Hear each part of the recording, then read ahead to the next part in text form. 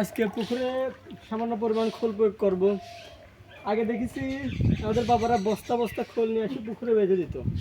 আসলে ওটা ছিল একটা ভুল পদ্ধতি।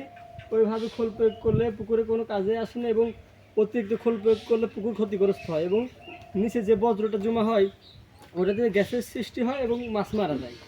তার জন্য আমরা 1 বিঘা প্রতি 15 কেজি সর্বোচ্চ পরিমাণ খোল প্রয়োগ করব। কিন্তু এখানে থেকে তো আমার 8% মতন পুকুর রয়েছে, আমি সেই হিসাব করে আমি 5 কেজি খোল দিয়েছি। সেই খোল আমি ভিজিয়ে রেখেছি, 30 ঘন্টা ভিজিয়ে রেখেছি। 24 ঘন্টা হলে যথেষ্ট, তো 48 ঘন্টা, 3 দিনের কোনো প্রয়োজন নাই, কারণ 3 দিন খোল প্রয়োগ করে পচে একদম ওটার গুণগত মানটা নষ্ট হয়ে যায়।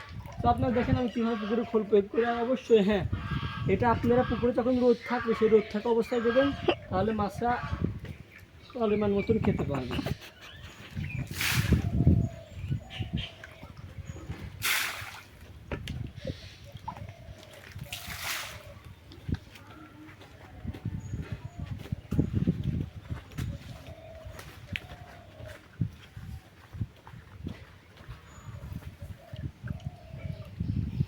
ওই দূরের থেকে